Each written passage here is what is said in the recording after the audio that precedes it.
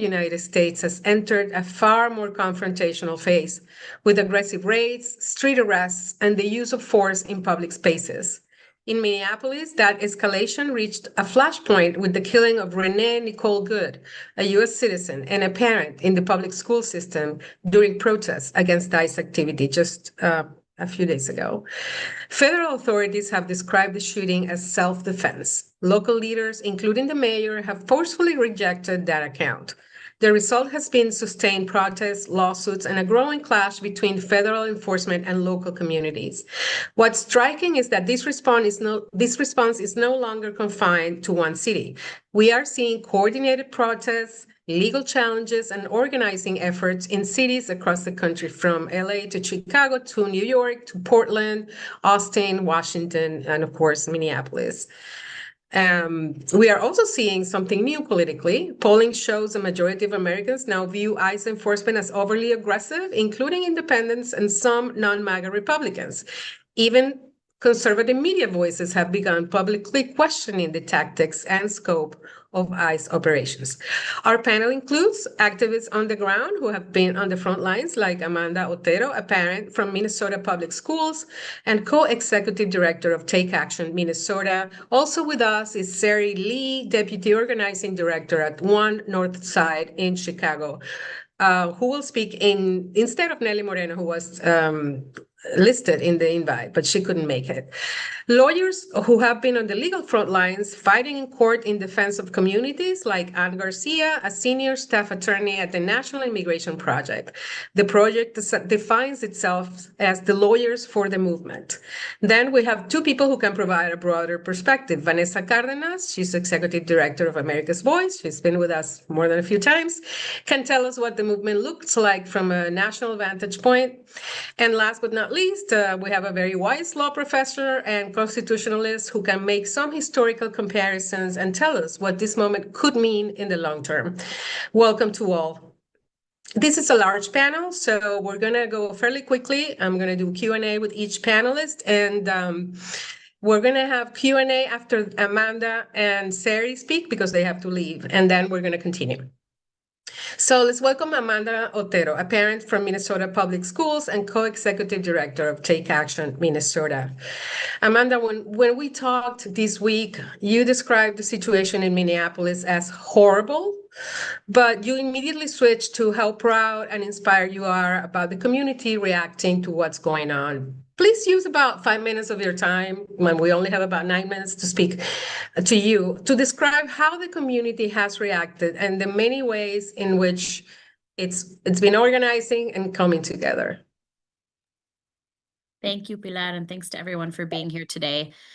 Yeah, as you said, we're daily witnessing just horrific acts in our communities, in our neighborhoods, at our schools. And at the same time, I feel incredibly proud to be a Minnesotan right now. I'm seeing tens of thousands of my neighbors connected and organized in local teams, providing rides and food support and rental assistance to families who are afraid to leave their homes and staying home. Doing ICE watch and patrolling schools to make sure that our kids can come and go from school safely. And these kinds of initiatives are happening all across the state. I myself am part of a network of over 1,000 parents in Minneapolis Public Schools that are, doing this work, organizing ourselves to keep our kids and our educators safe. And there are tens of thousands of us across the state doing that kind of just neighborhood care and safety. What changed on the ground in Minneapolis after the killing of Renee Good, particularly around schools? I know she was a parent also in the school district, and she was active in organizing as well, or protesting, I think. What changed? I mean, I didn't know Renee Good, so can't speak a lot to her, her role and her life. But what I do know is that, as you're saying, as a mother, as a parent, like a lot of us feel identified and saw ourselves in her that day. And I think the thing that I want to say about, what changed is just to take you back, even in my own experience, actually the day before Renee was killed, at my child's preschool, as parents were arriving, getting their little kids in their little snowsuits up to the door and handing them over to the staff that receives them, teachers and parents looked up and not a block away watched federal agents tear gassing folks and arresting legal observers. And parents and teachers kind of made eye contact and said, okay, kids, let's go. And, shoveled those kids in a little more quickly. And then the next day Renee Good was killed, and that afternoon, we had federal agents deploying tear gas and arresting folks on a public school grounds here in Minneapolis. And so the thing that I want to say is that we are seeing catalyzing events every single day. And I know folks across the world have seen some of these images, and what I want to encourage folks to do is to think about that image, but not as a one-off, rather as on every block in our communities. These images, these actions are happening every day. And so every day, more and more people are being catalyzed to take action to protect and keep our neighbors and communities safe. And what I have seen, in certainly the team of folks that I'm working with and across the state is an incredible love for our people and our communities, as well as incredible courage to be, doing this work to keep folks safe in this time. Thank you, Amanda. What you worked, you do what you call sanctuary school organizing as well. What does that look like? Yeah, so we have built sanctuary school teams actually off the model in Chicago. And our teams are, like I said, I'm part of a network of over 1,000 parents and members of Minneapolis Families for Public Schools that has built sanctuary school teams in 40 specific school sites within MPS, and that number is growing, and we're now starting to train and equip folks in other school districts across the state. For us, sanctuary schools have three pillars of work. One is the patrolling and ensuring that ICE stays away from our schools and ensuring that kids can come in and out of the building at drop off and dismissal safely. Another pillar is the mutual aid organizing, ensuring that folks who are afraid to leave their homes get grocery delivery, get rides to critical appointments.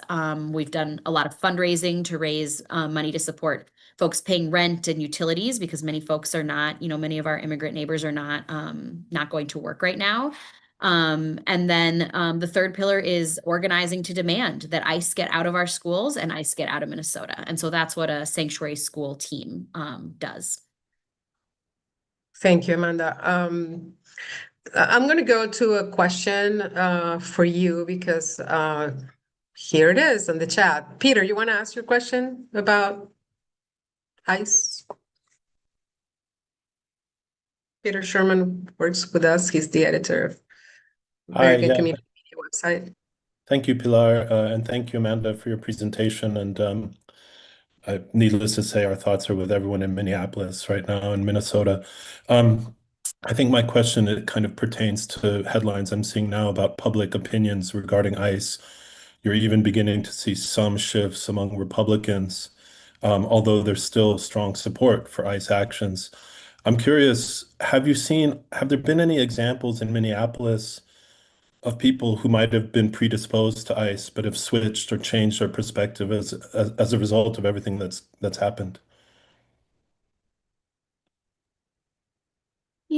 I myself personally haven't had, a direct interaction with someone that has shared, that sort of a change with me. But what I will say is that I have never seen, in the last 5 years, we've lived through a lot in Minneapolis and in Minnesota, and I have never seen this many people get off the sidelines and take action and be in community doing organizing and work to keep us safe. And so the scale of what I'm seeing makes me just very clear that, whether you were supportive of ICE before or not, this moment is pushing so many more people to take a next step and to do more and to act more than they were before.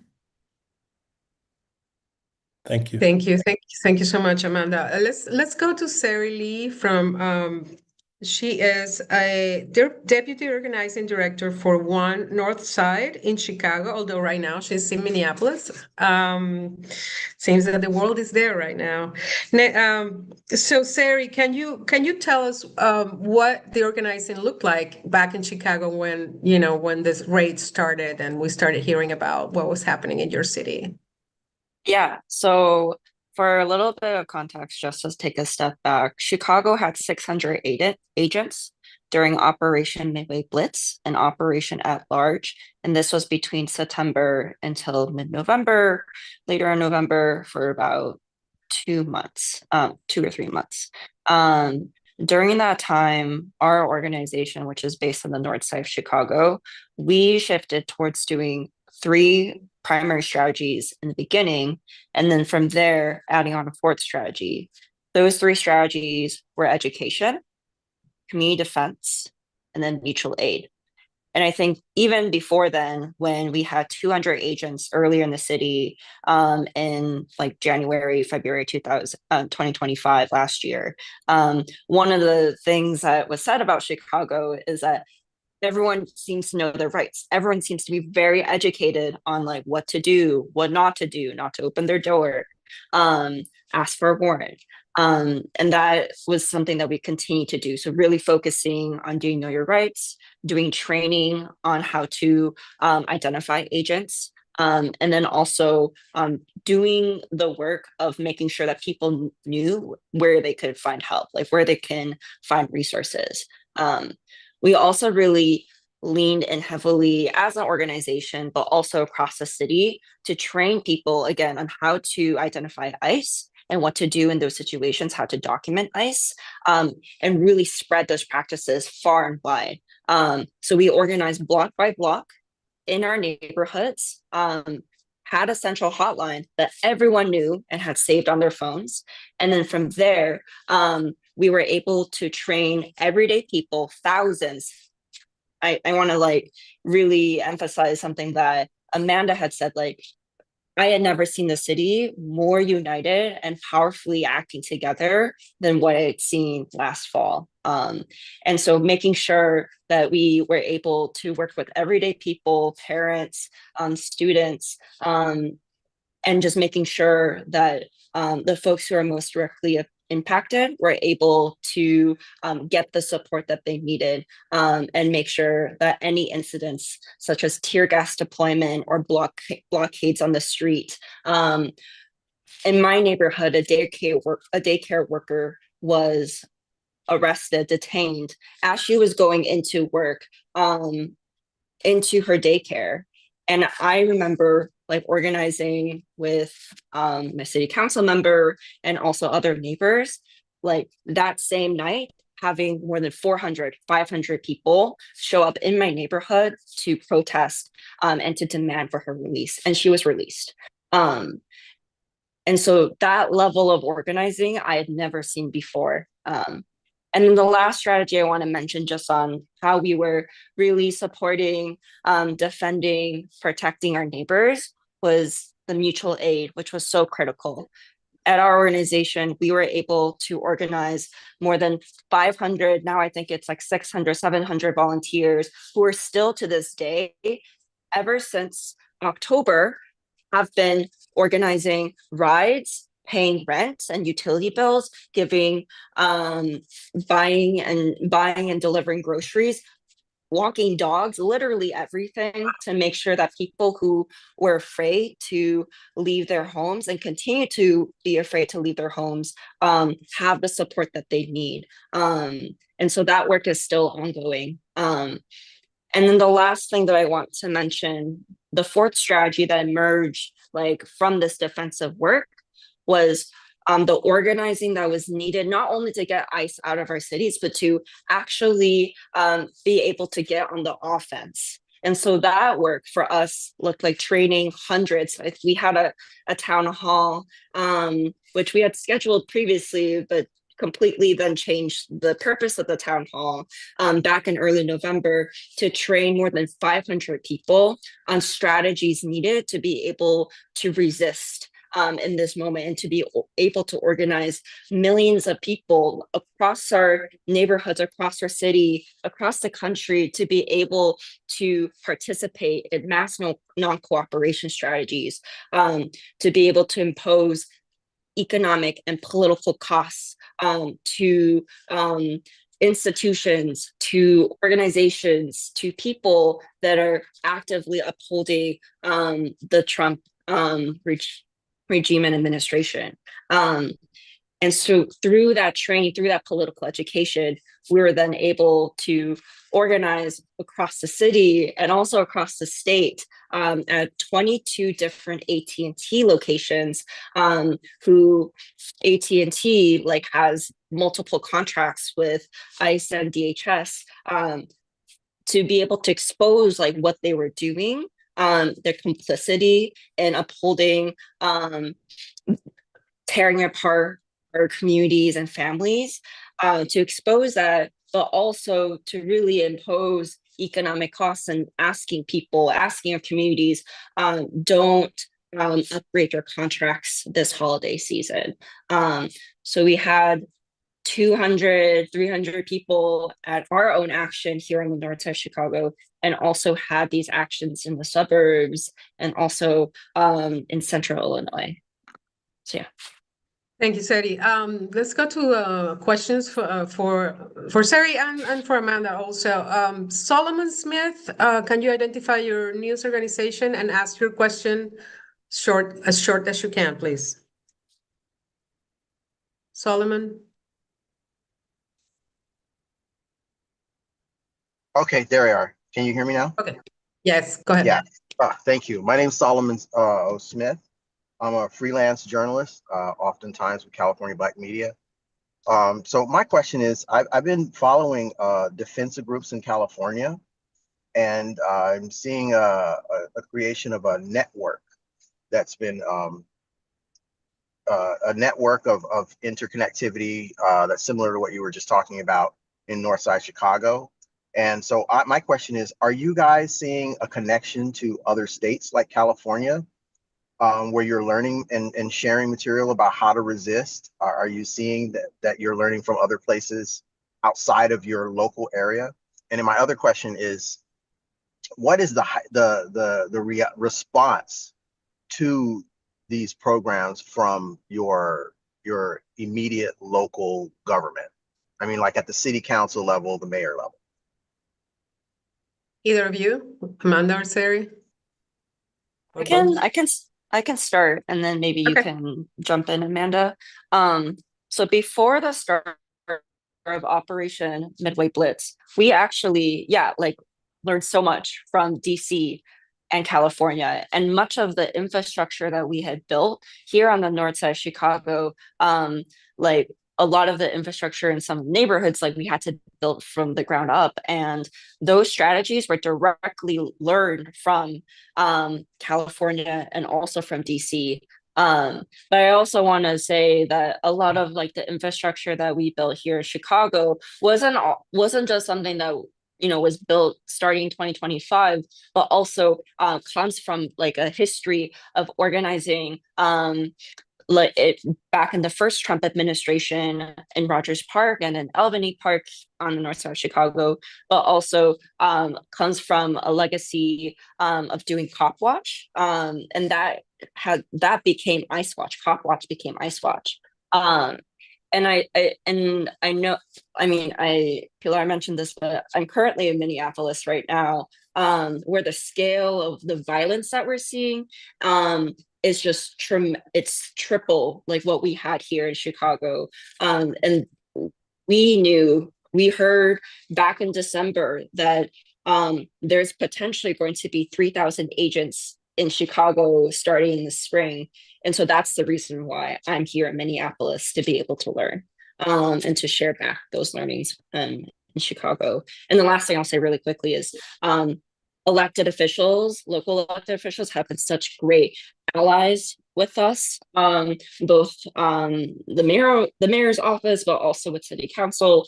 And I just want to note that today, my alderperson in Chicago just introduced some legislation to be able to actually divest from some contracts that different local companies have with ICE and DHS. And so we're learning and working together.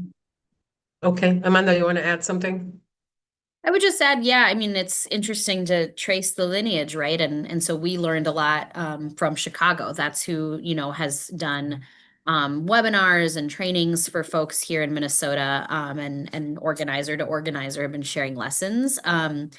And on the elected official question, like, yeah, here in Minneapolis and frankly in other spots in Minnesota as well, I know many elected officials who are, on the ground with us and doing patrolling at their local, their neighborhood school in the mornings and showing up when there is an abduction and, blowing their whistles and things like that. So, a lot of our elected officials are really showing up. And, what we are really calling for is for every elected official, no matter party, no matter level of government, to get off the sidelines and do everything in their power to get ICE out of our state.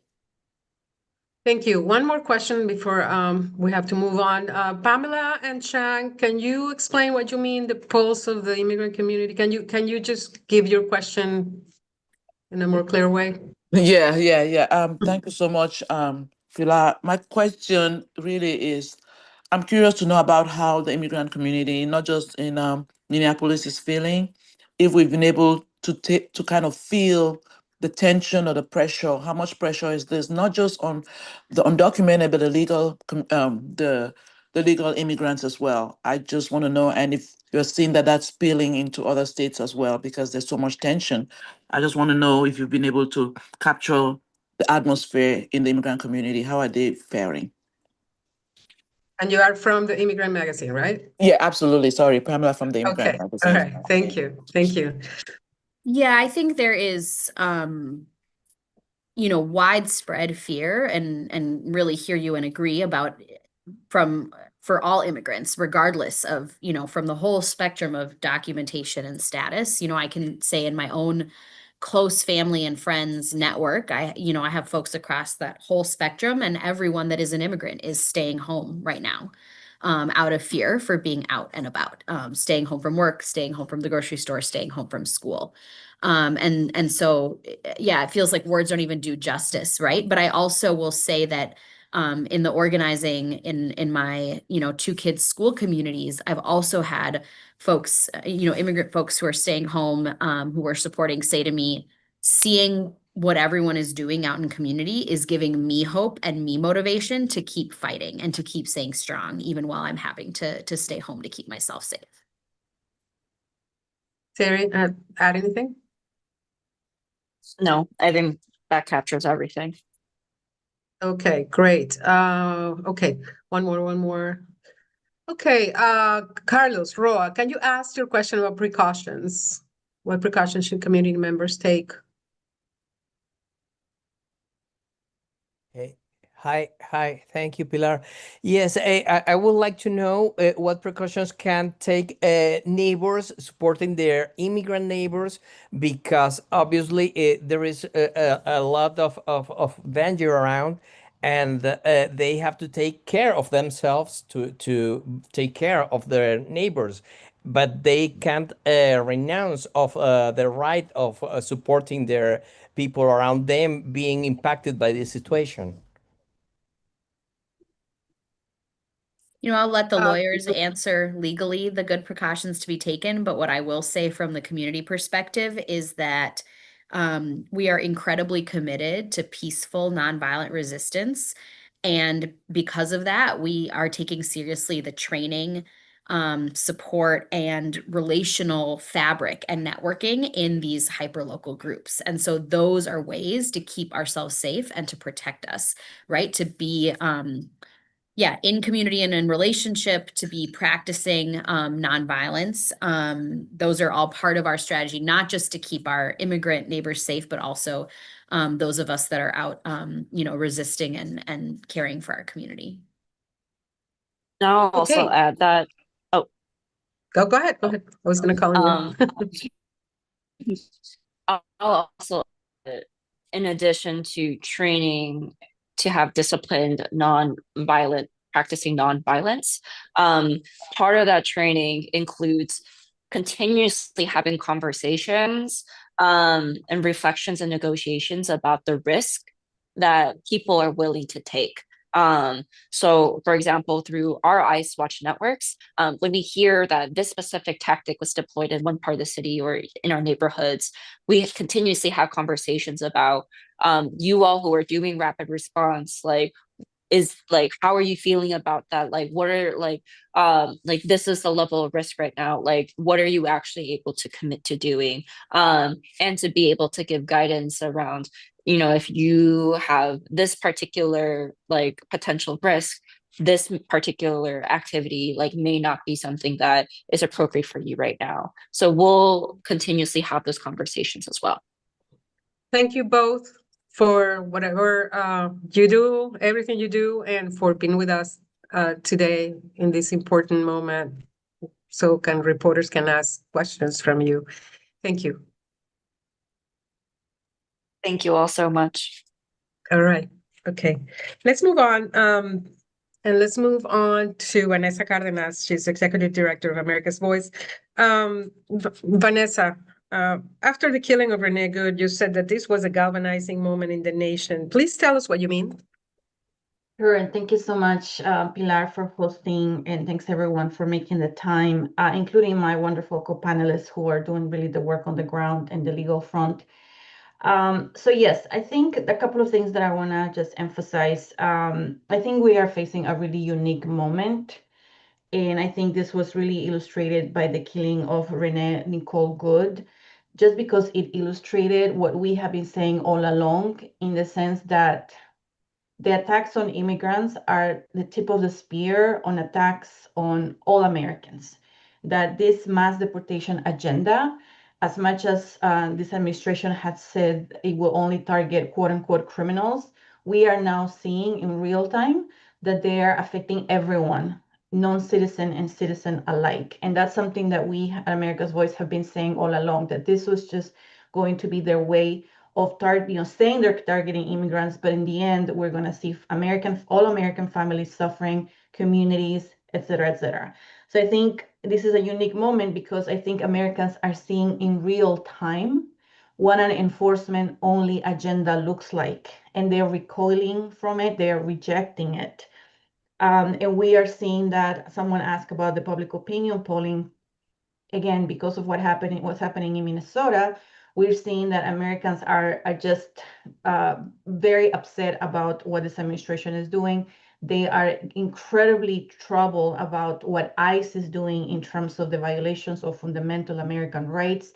They do not support the fact that ICE is going after long-established immigrants who are, not committing crimes. So I think that's why you're seeing kind of the rejection of this administration. And I also want to just kind of go back to what the previous speakers said about that you are seeing kind of this response from communities, right? And I think that also speaks to the uniqueness of this moment, that we had never seen such an involvement from other organizations that are really wanting to engage and be part of the movement to reject what ICE is doing. So we have all of that. Yet we also know that this administration is not going to stop. And we know that because one, in fact, they're doubling down. I think the other number that's really important to understand is that the ICE deployment to Minneapolis was the largest in history. They had 2,000 ICE agents initially, and then they added another 1,000, so almost 3,000 ICE Border Patrol agents on the ground in an American city.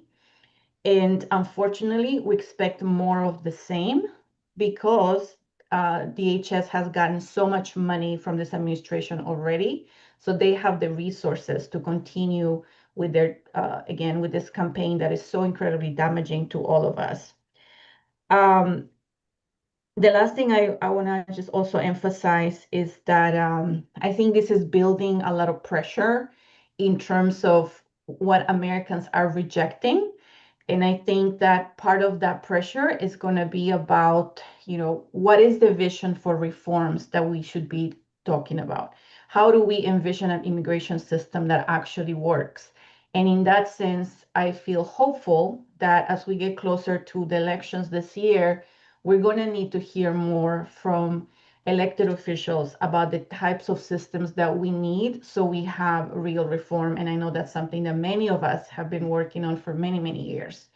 And I'll close by saying that, again, just how unique this moment is, and it is an opportunity for us to bring more people into the fold, to expand our coalition so that people really understand why we have been saying all along the system is broken and an enforcement-only approach does not work. So that's the silver lining for me in this very, very hard moment that we know it's not going to stop anytime soon. Thank you, Vanessa. You talk about people rejecting ICE, et cetera, but how significant is the polling shift? I mean, there's still a lot of Americans who support what ICE is doing. I'm glad you asked that question. And yes, as somebody that looks at polls very closely, anytime we break past 50%, we're like, yay, because like the majority. And yes, it is true that the majority now are rejecting and are saying that ICE has gone too far. A notable point there is even among independents, now that has shifted to 60%. But of course, from our perspective, it really should be like 80%, 90%. Yes. But what I'm trying to get at, and this is the challenge for us as a movement, is that even though most Americans reject what ICE is doing, that does not mean they support Democrat solutions for reforms. And when you ask them who they trust the most when it comes to border security and public safety, they still give Republicans higher marks, right?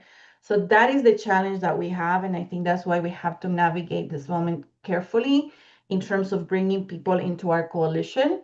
But as we talk about solutions and what types of reforms, we have to be aware that the public safety, the border chaos, quote unquote, conversation is very much top of mind for Americans.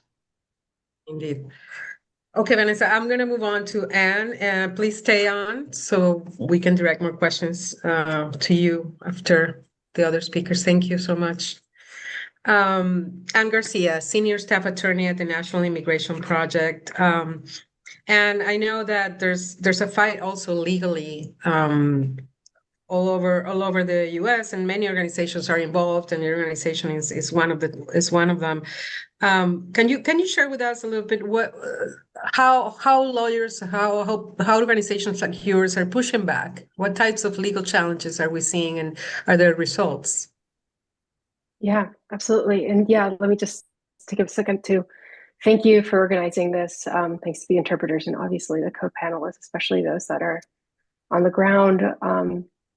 So I'll start with ICE and CBP's arrest and unlawful use of force against people in Minneapolis and surrounding communities to answer this question, right?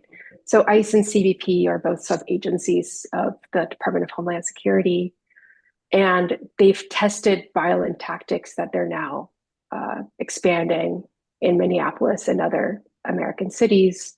Border Patrol is an agency that subjected people to these kinds of tactics for decades. And I'm not going to linger too much on the horrifying facts on the ground there, since my co-panelist spoke about it. And also, I want to get to the legal challenges. But, I'll just say that DHS is trying their best to create a fictitious counter narrative about what's happening. Several lawsuits have emerged in the past few months to try to put the brakes on to what DHS and federal agents are doing in Minnesota. These lawsuits are pretty representative of lawsuits that were brought in other cities where DHS carried out its so-called operations. There's a class action lawsuit called Pincher v. Nome that was brought in December by 6 Minnesotans who DHS prohibited from exercising their First Amendment rights to observe, to assemble, and to protest. And honestly, the complaint is horrifying as a read. All of these complaints really are. This one describes abductions of United States citizens. It describes DHS pepper spraying, violently arresting and aiming assault weapons at protesters and legal observers, and even following some of them home in order to try to intimidate them. The lead plaintiff in this case is named Susan Tincher, and all she did was ask agents if they were with ICE. And at that point, they forced her to the ground, they arrested her, they cut off her wedding ring, they cut off some of her clothes, including her bra, and they shackled her. Other plaintiffs' accounts in this lawsuit, as well as in other lawsuits, were just similarly chilling. I think it's apt that the complaint makes reference to other fascist and totalitarian regimes that have repressed speech in this way, right? And then a week ago, in that case, the Tincher case, a district court judge issued what's called the preliminary injunction in the case to prevent the Department of Homeland Security from terrorizing and arresting people that are just engaging in peaceful, unobstructive protest. But then we saw on Wednesday of this week, the Eighth Circuit Court of Appeals temporarily block that preliminary injunction, which in short allowed DHS to carry on terrorizing people in Minnesota. And they did so with a one-sentence order. So I want to pull on just a few threads if we have a few more minutes Yes. for this question. Great. So the first thread I want to pull from this lawsuit is that it shows a dynamic that we're seeing where district courts are ruling in favor of plaintiffs on injunctions, which are just pauses, only to have circuit courts sort of roll back those pauses, right?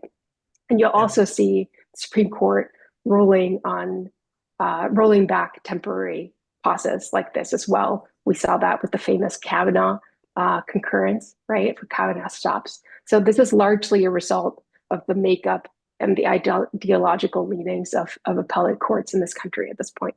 The second quick thing that I want to mention here is that in their appeals in this Tincher case, the government, the Department of Justice, is arguing that class action relief that the plaintiffs are seeking shouldn't be allowed because the courts should only be allowed to address the issues that actually are experienced, right? Basically, if they'll only solve the problem for the plaintiffs themselves, not for the class as a whole, is what the government is arguing. Basically, the government wants every single protester in Minneapolis who's had their rights abridged in some sort of a way to have to go to court. And that's neither right nor, like a good use of resources for absolutely anyone. And the third thing is that when I want to make a broader point about how the Department of Homeland Security is framing protesters in Minneapolis and elsewhere.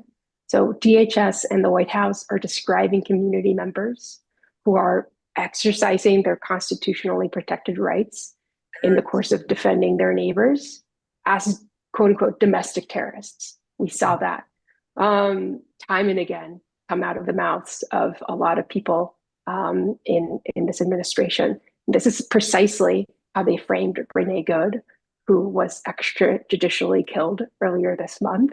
And there's a direct line to be drawn between what they are doing, right, how they are framing protesters, and something called the National Security Policy Memorandum 7.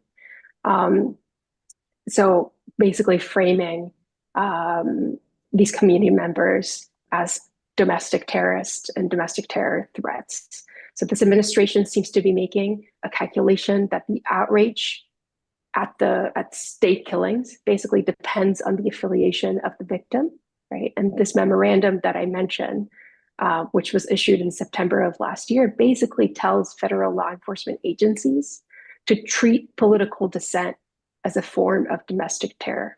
And you can see how this really quickly can turn into state repression. There's other lawsuits that we don't have time to get into, but they basically get at issues of unlawful arrest and so on and so forth. And so maybe we can get into that a little bit later in other questions. Yeah. But that's a start. Yeah, Thank you, and thank you so much for that.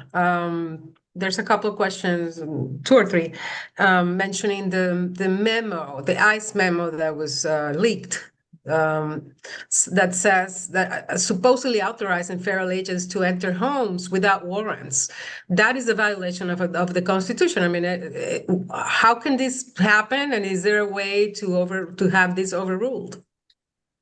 Yes, I mean, certainly I imagine that that will be challenged. So I'll start out by saying like there's nothing legal about this ICE policy that was leaked, right? The law, like you say, is extremely clear on this point. For many decades, right? Courts have been abundantly clear on this point. Administrative warrants do not permit the government to enter a home or other private spaces. They are not permitted to do that.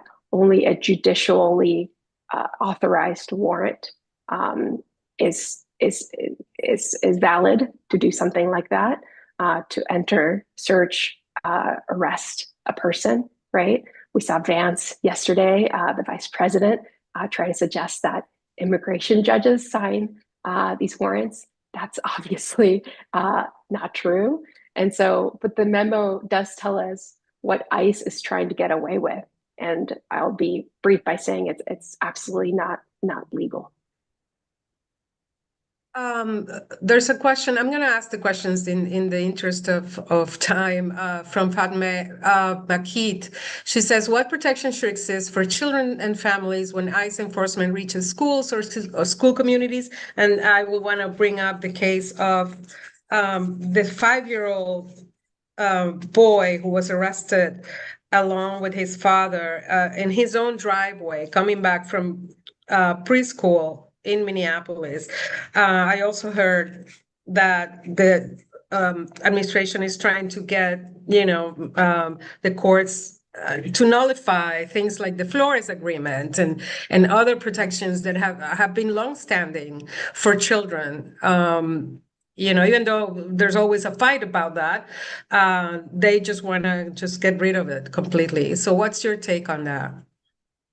Yeah, I mean, the images and story of what federal agents did to that child when they used him as bait to try to detain his family are absolutely vile. I think that image in particular that has gone viral is going to stick in our minds for eternity. We've also heard of federal agents beating students to the ground and arresting them seemingly for no reason, including US citizens. Not only that, but my colleagues have seen federal agents detain refugee families, including families with small children, and then send them to family detention centers, family prisons, basically, in Texas to be re-interviewed for status that they already won and that they've already been vetted for. So, yeah, I mean, it reminds me, there's this quote from Nelson Mandela that says that there could be no keener revelation of a society's soul than the way that it treats its children. And honestly, by that measure, I would say that the soul of DHS is rotten to its core. Thank you, Anne. Let's move on to our final speaker, and then we'll take the questions that we can. Professor Tushnet, welcome. So you've heard everything and you've been looking into this. We had a short conversation the other day, yesterday, and you had something to say about how this moment fits into the long history of federal enforcement and civil resistance. Please go ahead and give us your thoughts as a constitutionalist. Thank you. I'm happy to do so, and of course, we'll entertain any questions that can come up. The events that are occurring now really resonate pretty strongly with some things that happened before the Civil War in the United States. In 1850, Congress passed a statute called the Fugitive Slave Act, which was designed to assist owners of enslaved persons who had escaped to the North to recapture their property. And one thing that happened in a fair number of places in the North, most famously in Boston, were what are known as interferences with renditions. The rendition was an effort to get the enslaved person back to South Carolina. Um, and in these resistance movements, people came out on the streets, as they are in Minneapolis, and actually sort of more than it's occurred yet in Minneapolis, forcefully interfered with the efforts to recapture the enslaved people and send them back south. There's a famous case in Boston in which the crowd stormed the federal building and attempted to recapture Anthony Burns, the person being sent back to the South. These renditions or interferences with renditions were mostly unsuccessful in stopping the renditions. But what they did do was, to use the term Vanessa used, they galvanized public opinion in the North. There's a famous quotation, I won't get it exactly right, but in one of these cases, somebody says, "We went to bed indifferent to slavery in the South, and we woke up as violent abolitionists." The behavior of the authorities was what provoked this sort of resistance and ultimate movement against enhance the movement against slavery. What I want to emphasize is two things. First of all, there were cases, law cases, that were involved here. They were mostly, maybe almost entirely unsuccessful in their particular goals. They did have some effect in slowing down some of these renditions, allowing resistance in the streets to build up. But if you were measuring victories in court, they'd be very low. And as we've heard already, that's sort of true now. You get these initial victories that are reversed by the courts of appeals or the Supreme Court.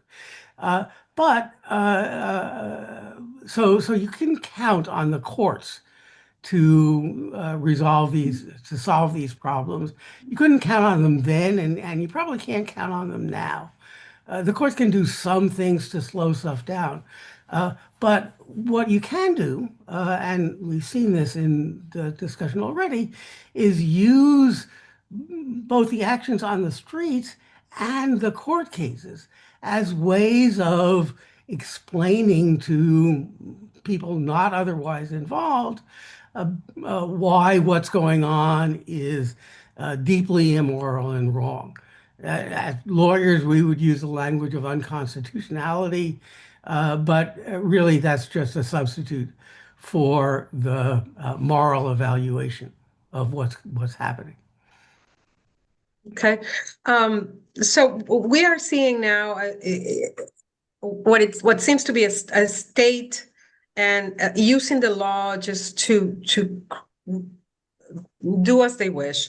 And we can call this repression, and we call this repression in other countries.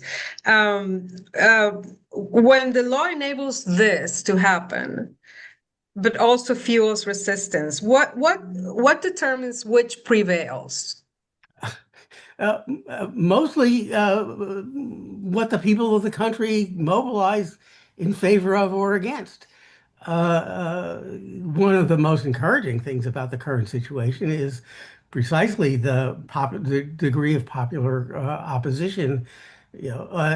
Politicians, elected politicians say, we ran on these programs, the people are behind us.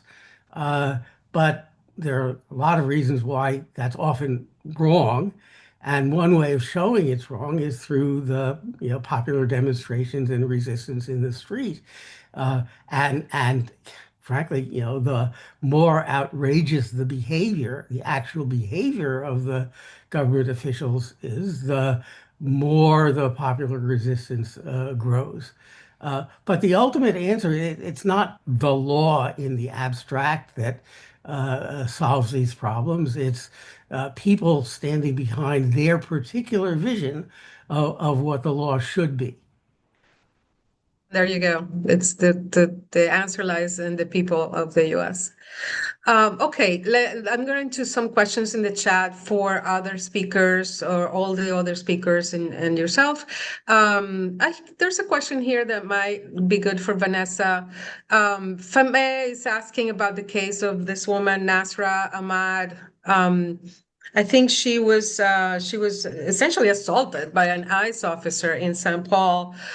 She's a Muslim American, I think. Oh no, she's Somali. She's Somali American. What role can Congress play to prevent cases like this, Vanessa? Yeah, no, thank you for that question. And listen, this is why right now Congress is having a very robust conversation about the types of measures of accountability that ICE needs to fulfill. Because as you know, there's a conversation right now about the budget. And our view is that ICE should not get not even one more penny because they already have so much money. But there is a big push among members of Congress about instituting, of course, safeguards, that there needs to be accountability, there needs to be transparency, there needs to be professionalism among ICE agents, and of course that this rogue behavior is unacceptable.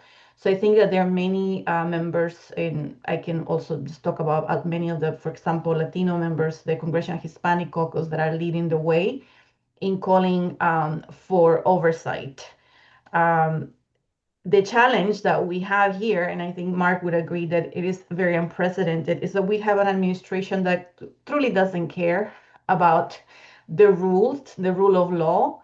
And I think that's our biggest challenge.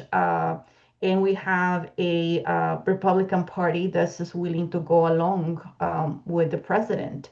So I think that is the biggest challenge that we have. But we are hearing more voices, including some conservative voices that are starting to speak out.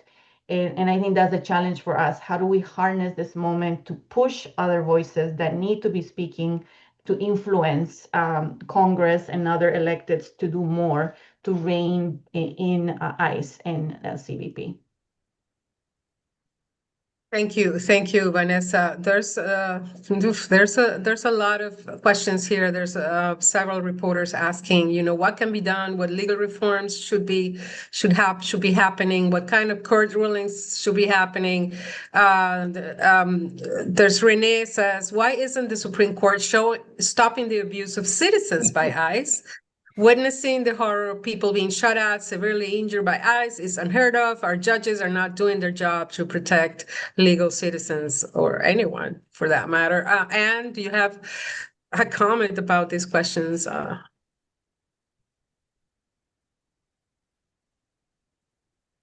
I mean, do we have like a couple of hours to get Yes, into this? indeed. It's only a couple of minutes. it's just a matter of the politicization, like we were saying, of our judiciary. It's really unfortunate. And I think we're gonna continue to see the true colors of many of judges on the bench in the next, we have 3 years left of this administration, right? I think that, people are part of the reason that people are galvanized and going into the streets is because they realize that their freedom may also be imminently threatened, right? At this point, it's not just the freedoms of immigrant neighbors, it's your freedom, right? It's the freedom of everybody that is in this room right now. And so we're going to have to, just make sure that resistance keeps building and momentum keeps building. Like Professor Tushnet was saying, like from the streets, to keep the pressure up so that the courts and the justices cannot say no, right? I think that's the only way that we get any real change, and also that applies to Congress for what it's worth.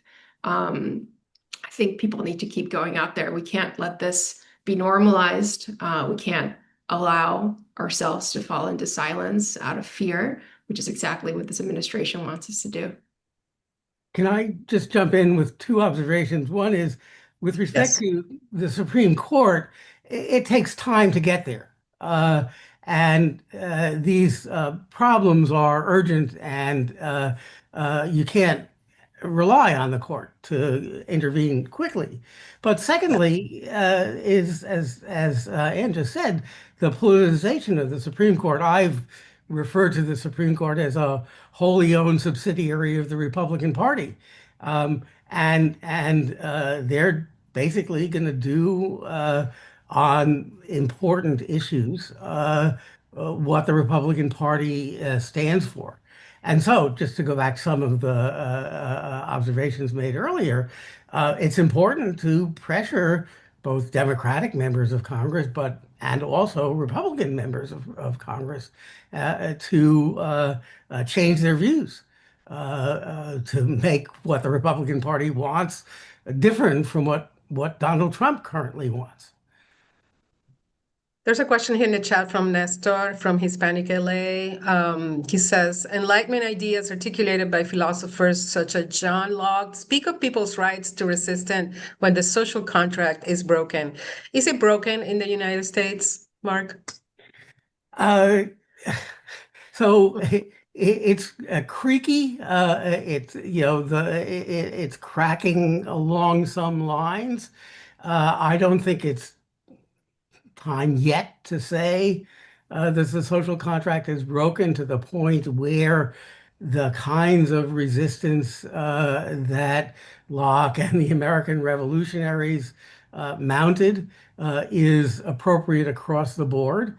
And I want to go back to the point that I forget which of the panelists made it, that the resistance has been determinatively focused on its being nonviolent.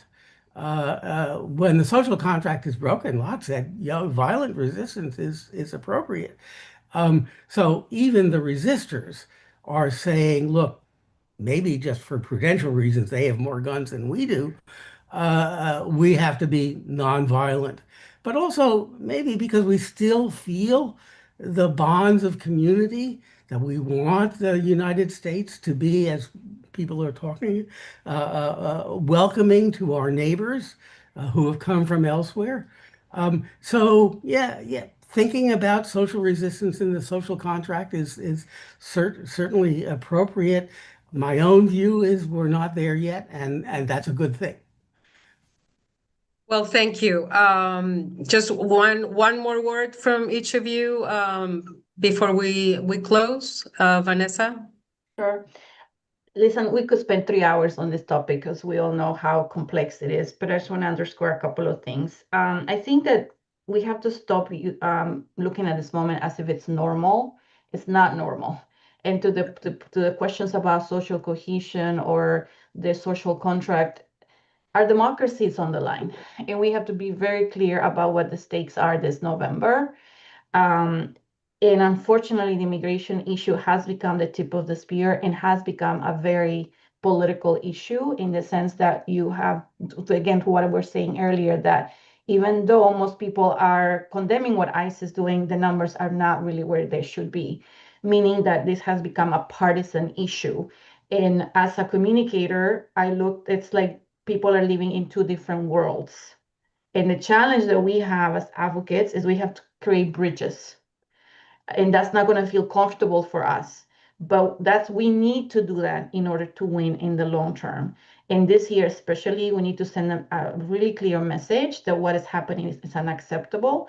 So there needs to be a lot of organizing, more coalition building beyond our movement. And I think that's really what's needed in the next months, looking ahead to 2020, to November of this year. Thank you, Anne.